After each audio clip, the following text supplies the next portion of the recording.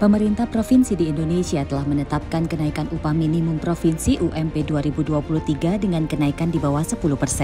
Kenaikan UMP 2023 di setiap provinsi berbeda-beda, mulai dari yang terendah sebesar 2,6%, yaitu di Provinsi Papua Barat, hingga yang tertinggi 9,15% di Sumatera Barat. Penetapan UMP 2023 dilakukan berdasarkan Permenaker Nomor 18 Tahun 2022 tentang penetapan upah minimum tahun 2023.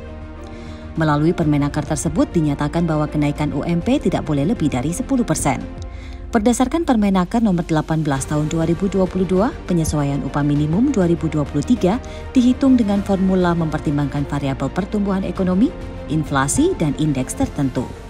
Pemerintah mengambil kebijakan penyesuaian upah minimum untuk tahun 2023. Perhitungan upah minimum tahun 2023 didasarkan pada kemampuan daya beli yang diwakili variabel tingkat inflasi dan variabel pertumbuhan ekonomi yang tercipta dari indikator produktivitas dan indikator perluasan kesempatan kerja. Penetapan kenaikan UMP disayangkan pengusaha. Naiknya upah di tengah kondisi ekonomi yang belum stabil dikhawatirkan justru akan menghambat investasi. Pengamat ekonomi dunia sudah menyatakan bahwa tahun depan itu akan ada ancaman krisis ekonomi global dalam hal ini. Nah, kalau menyangkut angka dan nilainya, ini yang harus kita lihat. Sejauh mana tingkat kemampuan dunia usaha dalam merespon menghadapi tekanan daripada ekonomi global ini. Karena apa? Kalau misalnya kenaikan UMP itu tidak sesuai dengan kemampuan dunia usaha, maka kita khawatirkan apa? Dunia usaha yang tadinya ingin menambah karyawan di tahun depan, itu bisa-bisa akan diberhentikan atau di-stop dalam hal ini. Ekonom menyampaikan kenaikan upah dimungkinkan menambah biaya produksi yang sekarang sudah naik. Di tahun ini khususnya ini juga akan mengena pada industri lebih besar karena apa? Karena inflasi ini kan terjadi bukan hanya pada tingkat konsumen tapi juga pada tingkat produsen. Kenaikan indeks harga produsen itu sebetulnya lebih tinggi daripada indeks harga konsumen. Nah, jadi artinya tanpa ada kenaikan upah pun sebetulnya industri sudah menanggung beban kenaikan biaya produksi. Nah, ditambah lagi juga dengan dorongan upah buruh, tentu saja bebannya akan jadi lebih besar. Sehingga, nah ini memang akan berpotensi untuk meningkatkan jumlah PHK. Tapi ini sebetulnya tidak sama antar industri, tergantung dari kondisinya. Meski sudah berusaha mengakomodir tuntutan buruh maupun masukan dari pengusaha, tak urung UMP 2023 tetap mendapat penolakan dari buruh dan gugatan dari pengusaha. Ada apa dengan kenaikan UMP 2023? Pasca diterbitkannya Permenaker Nomor 18 Tahun 2022, akhirnya Senin kemarin ditetapkanlah upah minimum provinsi yang besaran kenaikan upahnya di 2023 ini bervariasi. Tadi Anda sudah lihat kenaikannya di masing-masing provinsi yang tentu saja naiknya ini disesuaikan dengan perhitungan berdasarkan Dewan Pengupahan Daerah. Tetapi kenaikan ini banyak yang kemudian menilai kurang tepat mengingat kondisi ekonomi global yang masih belum cukup stabil dan pemulihan ekonomi dari pengusaha belum cukup baik. Tapi apakah kenaikan ini memang tidak sesuai? Oleh karenanya pada malam hari ini Indonesia Business Forum mengangkat tema mengenai UMP naik di tengah badai PHK. Saya sudah bersama dengan 3 orang narasumber di studio dan 1 orang narasumber yang terhubung melalui video conference. Saya sapa terlebih dahulu yang ada di studio. Yang pertama ada Ketua Komite Advokasi DPN Apindo, Pak Darwoto. Pak Darwoto, selamat malam. Boleh digunakan mic-nya untuk bisa menyapa pemirsa di rumah. Selamat malam para pemirsa di seluruh tanah air. Ini sepertinya sudah berhari-hari tidak tidur untuk bisa memperjuangkan suara dari pengusaha. Begitu ya Pak? Betul, betul. Berikutnya ada Presiden KSBSI, Ibu Eli Rosita. Kak Eli, apa kabar? Ya, baik, selamat malam. Apa kabar Mbak? Sehat ya? Harus selalu sehat. Kak Eli, gimana teman-teman? Ya, kita lihat saja ada yang bahagia dan ada juga yang masih bersuara untuk katanya tidak bahagia. Jadi nanti kita akan bahas. Nanti coba kita gali lebih jauh lagi. Berikutnya ada ekonom Mas Ahmad Nur Hidayat. Mas Ahmad, apa kabar? Baik Mbak Brigita, selamat malam. Nanti kita coba tanya catatan beliau dan tentu saja sudah terhubung melalui video conference Direktur Jenderal Pembinaan Hubungan Industrial dan Jaminan Sosial Tenaga Kerja Kementerian Ketenagakerjaan, Ibu Indah Anggoro Putri. Bu Putri, selamat malam. Selamat malam Mbak Brigita, selamat malam Kak Eli, Pak Darwoto, dan Pak Ahmad. Bu Dirjen, terima kasih sudah berkenan untuk bergabung bersama kami. Semoga lekas pulih loh Bu Dirjen. Tapi sebelum kita ke Bu Dirjen, saya ke Kak Eli dulu ini yang tadi sudah sedikit membuka. Kak Eli ini akhirnya ditetapkan di tengah badai PHK yang kalau kita ikuti beritanya begitu banyak perusahaan yang mem-PHK karyawannya dengan alasan untuk efisiensi karena memang kondisi global yang masih belum cukup baik dan kondisi ekonomi pasca pandemi yang masih belum stabil. Nah, kalau Kak Eli sendiri di lingkungan KSBSI, bagaimana kemudian menyikapinya? Ya, pertama terlepas dari puas atau tidak puas, memang kami menyambut ada rasa sedikit gembira dengan keadaan yang terjadi sekarang. Intinya kami melihat kenaikan upah itu memang setidaknya tidak memakai PP 36 yang masih dipermasalahkan ya. Lalu kita juga tidak melihat bahwa itu mengikuti Permen nomor 18 yang ambang batasnya 10%. Tapi kita melihat ini adalah diskresi dari para gubernur. Karena memang kita lihat yang 2% itu hanya satu provinsi, saya lupa tapi di Papua. Dan ada yang rata-rata 5, 6, 7 sampai 8, 9 seperti itu. Kalau ditanya puas tidak puas, saya kira buruh akan tetap menuntut sesuai tuntutannya di atas 10% gitu. Tapi kembali lagi misalnya kita menuntut dengan alasan dengan penuh data karena kami juga sebenarnya tidak mau dengan alasan kenaikan upah sehingga buruh yang memang sudah menjadi anggota kita menjadi kehilangan pekerjaan. Bukan itu yang kita inginkan. Kami juga memahami bahwa ada kesulitan di beberapa perusahaan yang memang perusahaan ini memang tidak bisa dipukul rata. Apakah mereka bisa menaikkan semua? Untuk itu sebenarnya upah minimum itu hanya diperlukan kan hanya ditetapkan untuk buruh 12 bulan ke bawah dan idealnya sebenarnya itu diperuntukkan untuk perusahaan mikro, kecil dan informal ekonomi. Lalu misalnya kalau perusahaan-perusahaan besar itu sudah layaknya, ini model yang kami tawarkan, didiskusikan melalui bipartit. Karena memang kemampuan perusahaan juga kan tidak boleh dipukul rata. Jadi kita tidak mau misalnya pemerintah menentukan sepihak dengan kenaikan, tapi juga nanti membuat pihak lain misalnya jadi bermasalah. Karena kita tidak menginginkan seolah-olah ini dihadapkan antara pengusaha sekarang dengan buruh akan ribut. Ini kan biasanya pengusaha selalu bersama-sama dengan pemerintah. Tapi kali ini memang kita lihat, ya kami melihat di mana yang menguntungkan kami harus itu dong, harus menghormati itu. Dan kali ini memang kami melihat pemerintah itu sepertinya mendengar buruh walaupun dalam tanda kutip buruh tidak puas dengan itu. Seperti itu Mbak. Dengan keputusan yang kemarin sudah ditetapkan per hari Senin yang walaupun masih di bawah harapan buruh, apa kemudian yang upaya akan dilakukan oleh buruh? Ya kami masih melihat lah ya, tidak ada misalnya kami tiba-tiba belum ada apa-apa, kita kan masih menunggu upah minimum ya, kabupaten kota, masa kita langsung ngancam mau aksi segala macam, come on jangan dulu lah, kita lihat dulu, kita juga kan tidak boleh karena saya pimpinan pusat lalu menyerukan kita harus aksi tidak seperti itu, tapi kita harus mendengar dulu dari anggota kita ada 800 ribuan di 10 sektor, kami melihat dulu seperti apa mereka menyikapi upah ini.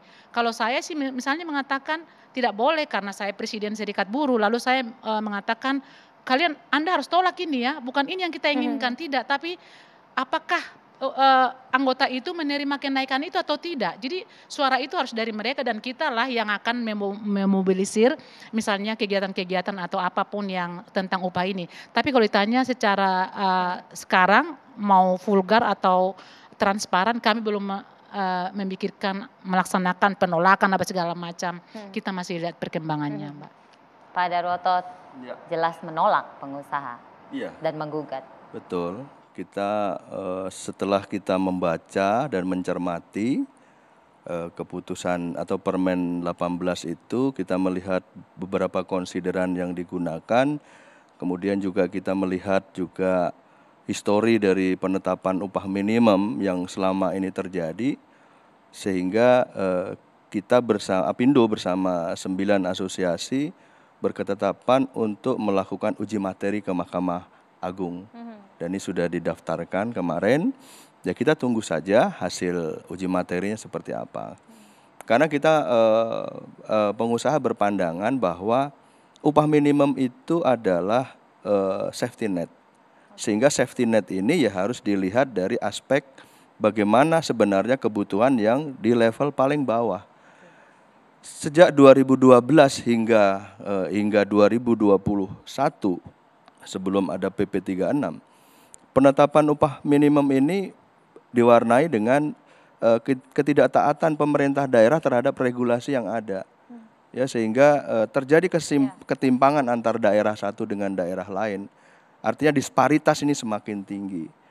Nah, untuk mengendalikan ini semua, formula telah dibahas bersama di PP 36 yang menggunakan formula yang ada di PP 36 itu, sehingga yang daerah yang sudah terlalu tinggi upah minimumnya kenaikannya kecil, sehingga daerah yang upah minimumnya itu dengan pertimbangan lain misalnya inflasi dan atau pertumbuhan ekonomi ini kan yang digunakan salah satu. Tetapi di Permen 18 ini menggunakan dua-duanya. Ya, inflasi ditambah dan ditambah dengan pertumbuhan ekonomi, ditambah lagi dikalikan lagi dengan indeks tertentu. Nah, kita tentu berkeberatan karena apa? Recovery dari pasca pandemi yang lalu ini baru kita jalani di tahun 2022 ini, sehingga diharapkan 2023 itu akan naik lagi pertumbuhannya. Tetapi di sisi lain resesi global ini kan juga berimbas kepada kita. Ya memang kita bisa bicara bahwa sekarang nggak ada, tetapi faktanya beberapa sektor TPT maupun sektor persepatuan itu memang ordernya sudah turun. Nah, dengan order turun ini kan pasti di akhir tahun ini kan kita mempunyai forecast untuk tahun depan. Berapa produksi yang akan diproduksi dan berapa rencana karyawan yang akan dibutuhkan. Nah, kalau memang turun ya otomatis dari sekarang ya pasti ada pengurangan tenaga kerja. Nah, ini yang terjadi gitu. Nah, kita berharap situasi ini ya harus semua pihak harus mengerti. Optimis boleh saja, tetapi secara fakta di sektor-sektor tertentu ini memang sedang mengalami keterpurukan. Ya kalau sektor-sektor lain yang konsumsi dalam negeri mungkin juga cukup stabil ya. Tetapi juga jangan lupa bahwa kenaikan harga bahan baku ini juga menjadi ancaman juga. Sebagian besar bahan baku kita ini masih impor. Ditambah lagi depresiasi nilai rupiah terhadap US dollar. Ini kan juga cukup tinggi sehingga ini berdampak terhadap total cost produksi, sehingga nanti dampaknya apa? Harga barang akan naik. Kalau harga barang naik, upah dinaikkan misalnya, itu juga nanti akan ketemu lagi di situ. Ya ujung-ujungnya ya begitu-begitu aja gitu. Jadi secara terus-menerus. Tapi concern kita adalah ini adalah kepastian hukum. Ini PP 36 masih berlaku. Ada Permen 18 2022 ini juga berlaku. Jadi dua-duanya karena ada dualisme aturan ini.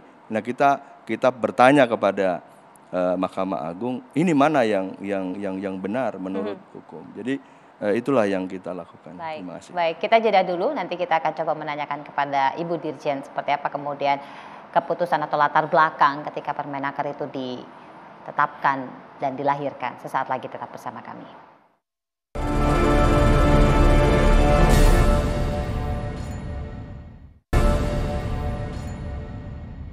Tadi kita sudah dengar bagaimana kemudian respon dari buruh dan juga pengusaha ya mengajukan gugatan. Nah, kita tentu ingin tahu bagaimana kemudian latar belakang keluarnya Permenaker 18 supaya lebih clear dan gamblang. Nah, di sini ada Bu Dirjen. Bu Dirjen, silakan Bu Dirjen. Gimana? Ya, terima kasih. Jadi Permenaker 18 2022 lahir sebenarnya ada dua alasan pokok. Yang pertama adalah berdasarkan serap aspirasi yang kami tangkap dari hampir semua kegiatan sosialisasi dan serap aspirasi publik terhadap PP 36 2021 yang kami lakukan dari Sabang sampai Merauke. Hampir semua menolak formula dalam PP 36 2021 dijadikan sebagai dasar perhitungan upah minimum 2023. Kemudian yang kedua, serap aspirasi adalah untuk menjaga daya beli masyarakat, dalam hal ini daya beli pekerja. Karena memang betul saat ini Indonesia ekonominya sedang baik-baik saja, kita belum terkena resesi dan mudah-mudahan tidak akan terkena. Namun ada beberapa kondisi tertentu dalam hal ini dalam struktur makroekonomi nasional yang berpotensi menurunkan atau berpengaruh pada lemahnya daya beli pekerja. Untuk itulah maka pertimbangan-pertimbangan tersebut, daya beli pekerja dan untuk menjamin keberlangsungan pertumbuhan ekonomi serta serap aspirasi tersebut, kami lakukan perubahan atau penyesuaian formula upah minimum untuk khusus tahun 2023 melalui Permenaker 18 tahun 2022. Tadi disampaikan pula dalam diskusi awal ini terkait isu PHK. Sebenarnya terlalu dini kalau kita kaitkan dengan isu PHK. Alarm PHK memang sudah ada, terutama pada industri padat karya orientasi ekspor. Tapi mohon ini jangan dikaitkan dulu dengan upah minimum, ini hal yang berbeda. Upah minimum betul sosial safety net dan hanya berlaku bagi pekerja untuk 1 tahun ke bawah masa kerja. Jadi ini pekerja baru. Kalau data kami menunjukkan hanya sekitar 6,4% dari total 51 juta pekerja yang saat ini sedang bekerja. Jadi tidak terlalu besar ya, sekitar 6,4% atau sekitar 3,2 juta orang. Sekali lagi untuk 1 juta orang ke bawah. Agak sulit juga kita membangun suatu koneksi logika ya antara isu PHK dan upah minimum yang hanya 1 juta masa kerja 1 tahun ke bawah gitu. Jadi tidak perlu dikaitkan dengan hal itu. Jadi itu yang dapat kami sampaikan kenapa Permenaker 18 tahun 2022 ini hadir dalam rangka memastikan daya beli pekerja dan juga sebagai respons aktif dari pemerintah khususnya Kementerian Ketenagakerjaan terhadap aspirasi penolakan PP 36 2021. Penolakan bukan hanya dari Serikat Pekerja Serikat Buruh, tapi dari kalangan mahasiswa juga ya, kemudian juga dari segenap pemerintahan daerah, khususnya dinas-dinas tenaga kerja dan elemen masyarakat lainnya. Demikian Mbak Brigita. Iya, Bu Dirjen, ini kan ada kemudian kekhawatiran ketika ada penetapan Permenaker itu keluar, memang masih di bawah harapan buruh yang tidak lebih dari 10%. Tetapi ada kemudian kekhawatiran ketika ini ada kenaikan dengan kondisi ekonomi yang masih belum cukup stabil, angkatan kerja yang cukup banyak, ini dengan istilahnya pengalaman yang masih belum cukup, ini kan dengan gaji yang cukup tinggi, ini bagaimana kemudian respon dari Kementerian Tenaga Kerja menyikapi stigma-stigma yang demikian? Ya, upah minimum adalah jaring pengaman sosial untuk memastikan seorang pekerja yang baru masuk pasar kerja dapat hidup layak. Ya, dapat hidup layak sesuai dengan kebutuhan dasar mereka. Untuk itulah maka formula dalam Permenaker 18 2022 ini menggunakan inflasi ditambah dengan pertumbuhan ekonomi yang dikontrol dengan produktivitas dan perluasan kerja. Jadi sebenarnya kami, artinya Kementerian Ketenagakerjaan sudah mempertimbangkan hal itu. Justru kalau kita tetap bertahan pada formula PP 36 tahun 2021, maka dikhawatirkan akan mengganggu daya beli pekerja, khususnya pekerja-pekerja baru ini yang tadi disampaikan masih baru ya, masih belum mempunyai daya beli yang bagus. Kalau pakai formula PP 36 maka daya belinya juga pasti akan di bawah inflasi. Untuk itulah maka Permenaker 18 hadir dengan rumus baru, yaitu inflasi ditambah dengan pertumbuhan ekonomi yang dikontrol dengan produktivitas dan perluasan kerja.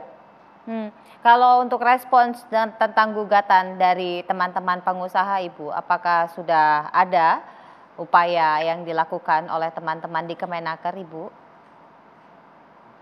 Ya, kami tentu sangat menghargai dan sangat memaklumi segala respons yang diberikan, baik tidak hanya oleh pengusaha, tapi juga oleh serikat pekerja. Tadi seperti Kak Eli sampaikan, di antara serikat pekerja pun ada yang happy, ada yang enggak ya. Wajar, normal, dan manusiawi kalau suatu kebijakan itu hadir, pasti ada respons negatif, itu wajar.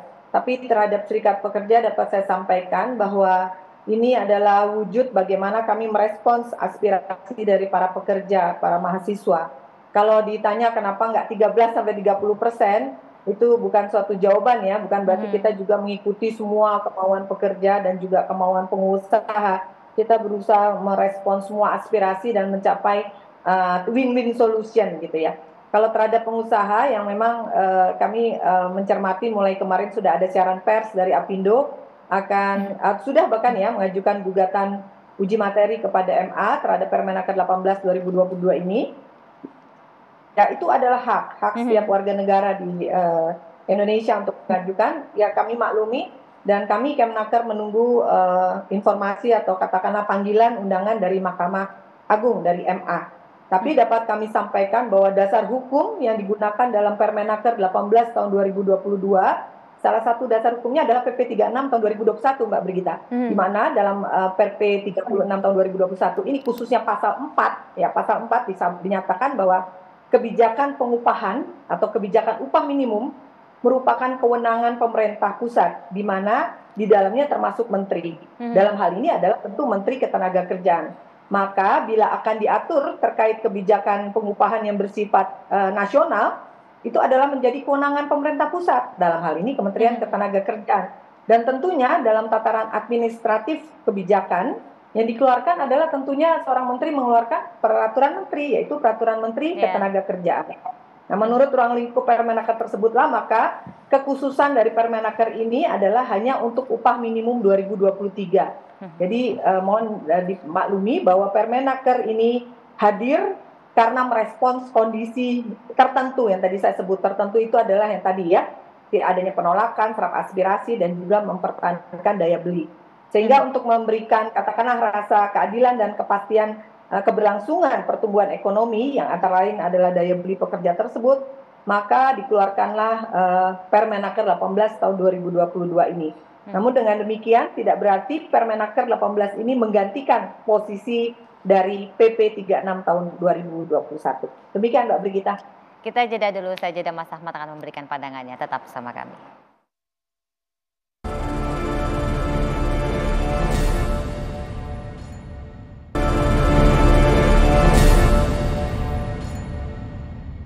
Ini kita langsung ke Mas Ahmad ya. Mas Ahmad tadi sudah dengar bagaimana kemudian latar belakang Permenakernya hingga proses penetapan UMP-nya dan tanggapan buruh serta pengusaha. Silakan Mas Ahmad. Ya, saya kira ini adalah satu dilema ya bagi semua pihak karena kita tidak menghendaki resesi, kita tidak menghendaki pandemi itu semua terjadi.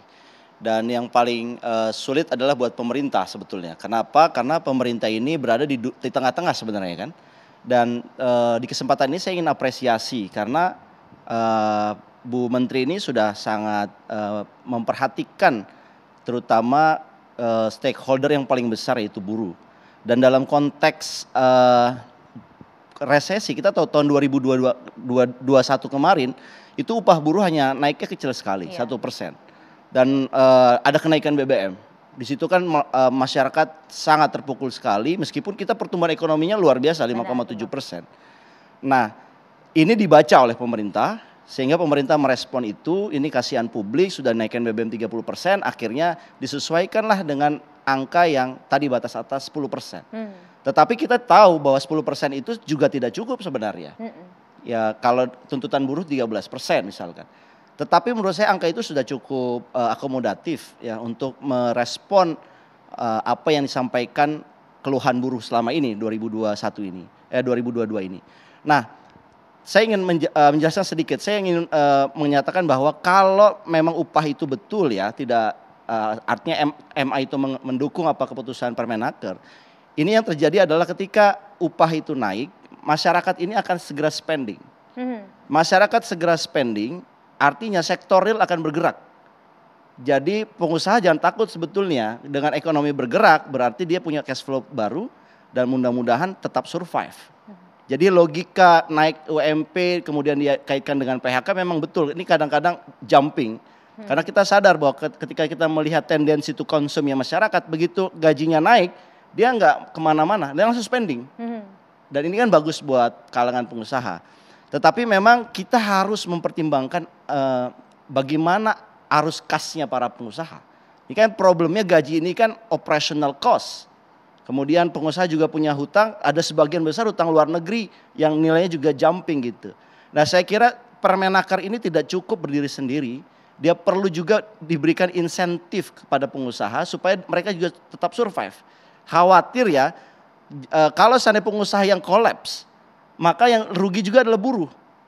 Kenapa? Bangkrut perusahaannya akhirnya bukan hanya 1-2 yang di PHK, semua orang di PHK. Oleh karena itu memang ini harus dilihat, tidak bisa kita melepas kenaikan UMP kemudian kita tinggalkan, tidak menurut saya.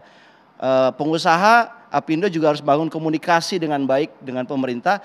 Nanti sewaktu 2023 kita nggak tahu bagaimana, apakah betul resesinya akan terjadi ataupun dalam bahkan. Begitu ada kedalaman yang kemudian kita prediksi, ini kan harus dikasih insentif. Sama seperti COVID ya, kita berikan stimulus kepada pengusaha juga, dan patut diingat Mbak, 2022 itu sebetulnya tahunnya pengusaha. Pengusaha diberikan kenyamanan luar biasa karena upahnya buruh naik hanya 1%, kemudian pengusaha dapat insentif luar biasa dari tax insentif, dari berbagai stimulus. Jadi tahun 2022 pengusaha happy, sekarang mungkin giliran lah tahun 2023 biar buruh yang happy. Yang terakhir saya ingin katakan begini, harusnya skema kenaikan ini sebetulnya tidak berubah-berubah idealnya. Karena gini, pengusaha butuh kepastian hukum, begitu juga dengan investor yang akan datang ini. Investor kan melihat gimana upah. Kalau upahnya tiap tahun berubah, dia akan tidak melirik Indonesia loh. Dia akan melirik ke Vietnam. Vietnam itu upahnya rendah dan dia stabil, dalam arti tidak berubah setiap tahun. Kalau seandainya tahun 2023 tadi Bu Dirjen mengatakan hanya tahun 2023. Loh, tahun 2024 bagaimana? Nah, calon potensial investor kan akan melihat kalau kenaikannya begitu tinggi, nanti Indonesia ditinggal investor. Nah, ini tidak sejalan dengan kebijakannya Pak Jokowi yang ingin mengundang investor datang aktif dan terus angkanya naik gitu. Nah, saya kira ini harus hati-hati. Sebaiknya memang Permenaker itu tidak bertentangan head to head dengan PP di atasnya. Karena kalau dia bertentangan, apalagi Permenaker ini kan sifatnya one shot aja. Jadi tahun depan berubah, ini tidak baik buat iklim investasi. Sehingga harusnya Permenaker ini punya satu formula yang bisa dikunci. Dan ini seharusnya tidak perlu berubah-berubah. Sehingga nanti investor yang akan baru datang ngelihat oke, dia bisa hitung dan akhirnya memilih Indonesia sebagai tujuan destinasi investasi. Coba kita tanya sama Bu Dirjen, apakah sebenarnya sudah disiapkan formula khusus Bu Dirjen untuk mengunci Permenaker ini Bu Dirjen? Maksudnya formula khusus mengunci gimana Mbak Bergita? Ya, supaya tidak ada perubahan lagi agar supaya ada kepastian mengenai pengupahan ini Bu Dirjen. Permenaker 18 2022 ini sudah merupakan suatu hukum positif yang sudah diacu oleh seluruh gubernur dalam menetapkan upah minimum provinsi untuk upah minimum 2023, dan ini sudah berlaku sampai dengan 2023 karena kan judulnya Permenaker 18 tahun 2022 tentang upah minimum 2023. Kalau Apindo yang katanya akan mengajukan gugatan uji materi ke MA, ya bila selama proses hukumnya masih berlangsung, ya maka tetap berlaku maka tetap berlaku Permenaker 18 ini sebelum ada keputusan dari MA. Jadi tidak ada formula lain untuk upah 2023 yang pakai Permenaker 18 ini. Namun kemudian saya ingin merespon tadi yang Pak Ahmad sampaikan, bagaimana dengan upah minimum selanjutnya? Ya kami tentu akan melakukan evaluasi. Ya, tentu akan kami lakukan evaluasi, kita lihat kondisi makroekonomi dan sebagainya, bagaimana ada perubahan nggak di daya beli pekerja. Maka untuk upah minimum 2024 pasti nanti akan kita review lagi kebijakan ini. Demikian Mbak Brigita. Apa sih sebenarnya yang pengusaha harapkan supaya ini bisa terfasilitasi dan pertumbuhan itu tetap terjaga dan tidak ada lagi sebenarnya PHK yang dikhawatirkan banyak buruh? Ya, semua pihak pasti tidak menginginkan PHK. Kalau tadi ini tidak ada korelasinya dengan PHK, ya faktanya juga udah ada PHK. Tetapi kan kita melihat, biasanya kalau pengusaha itu kan ada forecast ya. Forecast tahun depan itu beberapa perusahaan, beberapa sektor udah turun gitu loh. Nah, kalau turun artinya ekspor nggak menurun, itu kan artinya produksinya turun. Kalau produksi turun artinya perusahaan kan juga, kalau tadinya karyawannya itu jumlahnya sekian, karena produksinya turun kan pasti dikurangi tuh. Nah, itulah yang terjadi gitu. Nah, ditambah lagi dengan kenaikan upah minimum berdasarkan Permen 18 2022 ini kan dikasih cap sampai 10%. Nah, sementara yang kita rasakan selama bertahun-tahun ini disparitas antara daerah satu dengan daerah lain ini kan cukup tinggi. Ya dari tahun-tahun sebelumnya kan beberapa daerah juga nggak taat terhadap aturan yang ada. Ini kan yang terjadi. Nah, kapan ini bisa bisa dikontrol gitu. Nah, apakah dengan Permen 18 ini bisa mengontrol gubernur, ya, bupati, wali kota di seluruh Indonesia. Nah, ini yang terjadi gitu. Sehingga benar tadi yang sampaikan Mas Ahmad bahwa kita melihat dari aspek hukumnya. Ini ada dualisme. Kalau tadi Bu Dirjen bilang bahwa ini konsiderannya sudah mengacu ke PP 36, tetapi kalau kita bicara formulanya kan berbeda dengan PP 36. Memang ini menjadi kewenangan pemerintah. Tapi kewenangan pemerintah ini apakah dengan melakukan perubahan di situasi yang kondisi seperti apakah tepat? Nah, sementara juga betul bahwa investor juga akan menunggu ya di Indonesia ini terkait dengan peraturan upah minimum ini dari waktu ke waktu ini pasti akan selalu nggak ada kepastian gitu loh. Nah, kepastian hukum dalam penetapan upah minimum ini yang betul-betul sesuai dengan survei pasar, kondisi aktual di masyarakat dan menjadi safety net. Ini kan tidak dilakukan gitu loh. Kenaikan yang lonjakan yang lebih yang sebelumnya ini kan tidak didasarkan pada hitung-hitungan yang dilakukan pendalaman yang lebih dalam gitu loh. Tapi kan yang terjadi kan kita tahu seperti itu gitu. Sehingga kita berketetapan bahwa nah kalau seperti ini untuk membuat satu kepastian ya kita tanyalah ke MA. MA ini ada aturan 2 yang isinya formulanya berbeda. Kalau di PP 36 itu adalah inflasi atau pertumbuhan ekonomi. Tapi di Permen ini kan inflasi dan ini hampir sama dengan aturan yang sebelumnya yang PP 78 itu. Jadi karena menurut kita juga kenapa inflasi atau pertumbuhan? Karena inflasi di pertumbuhan itu di dalamnya sudah masuk inflasi. Ini kan double counting kalau begitu. Saya mau tambahkan ya, Mbak Brigita ya. Ini yang saya takutkan. Jadi begitu kita masuk ke MA ini kan tidak melihat ranah makroekonomi. Dia kan hanya melihat hukum ANSI. Hukumnya bilang 1 atau 2. Kemudian di permennya bilang 1 ditambah 2. Nah, yang saya khawatirkan adalah ketika ini menangkan Apindo ini dimenangkan, pertanyaan bagaimana dengan upah buruh yang sudah naik? Misalkan kan ini butuh waktu proses. Nah, ini kan apakah kemudian ketika dia dimenangkan, apakah kemudian buruh mau menerima? Padahal sudah naik ini. Ini kan akan jadi complicated persoalannya karena sudah ada masuk gugatan hukum. Memang idealnya ya Pak, seharusnya Apindo nggak perlu gugat ke MA. Idealnya Menaker itu melakukan konsolidasi antara stakeholder supaya masing-masing stakeholder ini puas. Kalau ada gugatan hukum seperti ini, nanti yang paling dirugikan adalah buruh. Begitu misalkan ya, nah saya nggak bisa memprediksi, tapi kalau misalkan dimenangkan, kemudian buruh nggak jadi naik, ini kan akan buat keributan baru yang tidak perlu gitu. Ya. Ini estimasi, prediksi hal terburuk yang mudah-mudahan saja tidak terjadi. Tapi kita tanya tanggapannya buruh sesaat lagi, jadi tetap bersama kami.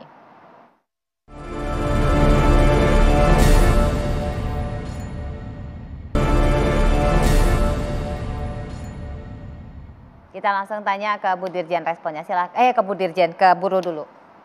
Saya nggak merespon yang mana nih? Iya itu tadi. Kan ini tinggal tanya bagaimana buruh dengan ketidakjelasan, dengan ancaman-ancaman yang ada. Kan ada kekhawatiran. Jadi saya mohon maaf juga kepada pihak yang lain, pengusaha dan pemerintah, terutama pengusaha yang memang selalu memakai kata-kata ancaman itu. Dan itu kan berat bagi buruh ketika mereka mengatakan kalau upahmu naik nanti akan pindah, ini tutup segala macam, investor tidak datang. Kita mau tanya berapa banyak sih investor yang sudah datang ketika upah ini tidak naik, itu satu. Lalu kedua misalnya ketaatan melakukan upah minimum itu selama ini tidak ada. Kenapa kita ribut di upah minimum? Karena kita lihat juga masih ada upah kesepakatan, itu biasa terjadi. Dan misalnya hari ini kita dapatkan ancaman resesi ke depan, lalu akan pindah ke daerah yang membayar lebih rendah. Saya kira juga karena buruh udah terlalu sering dibegitukan, akhirnya melawan. Itu tidak benar, itu tidak benar. Nah, yang kita maukan adalah data. Dan tadi ada kami sebut ada 2 formula sebenarnya supaya kita jangan ribut terus-menerus. Jadi kami selalu menyebut ini seperti pertandingan Real Madrid dan Barcelona sebelumnya, El Clasico. Tiap tahun ada persoalan ini. Kenapa sih pemerintah tidak turun tangan memutuskan bahwa upah minimum ini udahlah untuk mikro, usaha kecil dan informal. Lalu upah yang perusahaan besar itu tentukan saja, dirundingkan di bipartit antara pengusaha dan buruh, dan pemerintah itu menciptakan SOP-nya seperti itu. Nah, kali ini memang kami sangat hormat kepada pemerintah, walaupun formulanya seperti PP 78 sebenarnya, pertumbuhan ekonomi dan inflasi. Dan kami sudah khawatir ketika PP 36 itu, memang kita harus ribut dengan itu. Nah, saya juga mengatakan puas atau tidak puas, pasti dalam tahap ini akan ada orang yang merasa dirugikan. Ya kalau misalnya tanya buruh, apakah Anda puas? Ya kami tidak puas, kami kan menuntut KSBC 10-11% gitu. Tapi ketika ada sekarang, lalu ada pertanyaan, apakah kamu akan menggugatnya? Oh jangan dulu, jangan langsung dipancing kita ke sana gitu. Lalu ada pengusaha yang mengatakan ke kita, hati-hati saja Bu bahwa buruh-buruh ini akan saya PHK segala macam. Ya jangan juga gitu, karena kalau misalnya upah ini tidak naik, daya beli buruh juga tidak ada, ekonomi juga tidak tumbuh, dan mau apa kita, negara kita seperti itu. Kami juga tidak berharap ada resesi, jangan ditakut-takuti lah setiap saat gitu. Kalaupun ada, mari kita bicarakan bersama-sama. Kenapa buruh sekarang agak menolak kenaikan upah hanya sekian persen? Karena satu tidak pernah transparan Pak, jadi satu tidak pernah diajak diskusi. Lalu kalau mau ditanya bagaimana hubungan pengusaha selama ini dengan buruh? Ada pengusaha yang baik sebenarnya, diajak diskusi, ini kita mau kurangi ya karena pandemi, ini kamu nanti akan dikurangi jam kerjanya, lalu kamu mendapatkan 100%, tapi tidak ada lagi nanti libur cuti tahunan, misalnya seperti itu. Itu didialogkan dan buruh itu tidak pernah menolak, tapi ketika diputuskan satu pihak itu menentang minimum wage fixing 1970 yang nomor 131 yang mengatakan bahwa penentuan upah minimum itu harus melibatkan pelaku industri, pengusaha dan buruh. Nah, ketika diputuskan oleh satu pihak itu akan membuat insiden-insiden kecil yang memang tidak puas satu sama lain karena merasa ada yang ditutupi seperti kedua itu. Belah pihaknya. Bu Dirjen, silakan terakhir dari Bu Dirjen sebagai closing statement juga. Ya, terima kasih. Jadi Permenaker 18 ini kan memang sekali lagi diterbitkan ya untuk meningkatkan daya beli pekerja ya, dan juga sekali lagi sebagai serap aspirasi, ini respons pemerintah terhadap serap aspirasi yang ada. Kemudian yang kedua, saya ingin mengomentari tadi Pak Darwoto bilang bahwa faktanya banyak daerah Pemda yang tidak taat pada ketentuan upah minimum gitu ya, misalnya kepala daerah tidak mengikuti PP 36. Saya ingin mengomentari faktanya juga banyak sekali perusahaan yang tidak taat pada ketentuan upah minimum. Jadi pekerja magang ya dibayar terus, dikontrak terus sampai 3-4 tahun. Ya, tapi kita jangan melihat yang nggak baik. Masih banyak yang jauh lebih baik. Banyak kepala daerah yang taat pada peraturan hukum positif.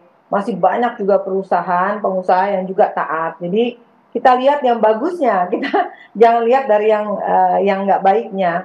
Kemudian tadi Kak Eli juga mengomentari tidak puas sebenarnya KSBSI ya, yang tempatnya Kak Eli inginnya 11-13%. Saya kembali menegaskan bahwa tidak ada suatu kebijakan publik yang menyenangi semua pihak gitu ya. Idealnya seperti itu. Jadi mungkin wajar kalau ada pihak yang nggak puas, tapi seharusnya kita pertama bersyukur ya untuk para teman-teman konfederasi, federasi, serikat pekerja, bahwa setidaknya PP 36 2021 formulanya ya, maksud saya itu sudah tidak dipakai lagi untuk upah tahun depan. Kami sudah merespons itu semua. Kemudian ini adalah suatu Permenaker 18 ini adalah suatu upaya win-win solution gitu ya. Lalu selanjutnya kalau terkait PHK, sebenarnya pemerintah juga tidak diam saja. Kalau kita lihat, kita cermati, OJK pun sudah memberikan kebijakan restrukturisasi kredit buat pengusaha, dan kami pun bersama dengan kementerian-kementerian lain di bidang ekonomi sedang mengkaji suatu bauran policy yang insya Allah nanti akan menjadi suatu kebijakan yang terpadu ya, suatu kebijakan terpadu untuk mengatasi ya, adanya alarm PHK khusus di industri padat karya, ekspor, garmen dan tekstil yang berorientasi ekspor. Jadi kami memang tidak tinggal diam saja, saat ini kami kaji dan kita lihat data-datanya. Terakhir juga yang terkait KLI, mohon maaf tadi saya lupa, UMKM. Untuk upah minimum UMKM, ya itu memang masih diatur di dalam PP 36 tahun 2021, itu khususnya ada di bab 5 di pasal 36. Jadi ini bukan upah yang diatur di Permenaker 18 tahun 2022. Sekali lagi Permenaker 18 ini adalah untuk upah minimum bagi pekerja dengan masa kerja 1 tahun ke bawah. Dan mohon maaf, ada lagi terkait investasi, saya harus mengomentari ini. Kita tidak perlu terlalu berlebihan khawatir investasi dikaitkan dengan Permenaker 18 2022. Investor asing kalau mau datang memang betul sering concern pada kepatuhan kita semua ya, terutama aparat dan pengusaha serta serikat pekerja terhadap hukum yang berlaku. Ini Indonesia sebagai anggota ILO, nanti KLI pun bisa menambahkan, sudah meratifikasi semua konvensi dasar International Labour Organization. Kita patuh, kita sudah meratifikasi kebebasan berserikat, sudah kebebasan mengumumkan pendapat dan juga anti upah buruh murah. Jadi saya rasa tidak perlu terlalu dikhawatirkan mengenai kepatuhan hukum ketenaga kerjaan jika kita berunding atau negosiasi dengan para investor. Dan upah minimum yang diatur di Permenaker 18 ini justru bukti bahwa Indonesia tidak mengenal upah buruh murah. Ya, demikian Mbak Brigita. Baik, terima kasih Bu Dirjen. Mudah-mudahan saja apa yang tadi sudah direncanakan dan ditargetkan oleh pemerintah benar-benar bisa menjadi solusi seperti yang tadi Bu Dirjen sampaikan, baik bagi buruh dan juga bagi pengusaha, termasuk juga bagi seluruh masyarakat Indonesia. Sekali lagi terima kasih Bu Dirjen Ibu Indah Anggoro Putri, Dirjen Pembinaan Hubungan Industrial dan Jaminan Sosial Tenaga Kerja Kemenaker, kemudian Pak Darwoto, Ketua Komite Advokasi DPN Apindo, Kak Eli Rosita, Presiden KSBSI, dan juga Mas Ahmad Nur Hidayah, Ekonom Kebijakan Publik. Terima kasih, saya akhiri sampai di sini. Saya Brigita Menara pamit, selamat malam, sampai jumpa. Musik untuk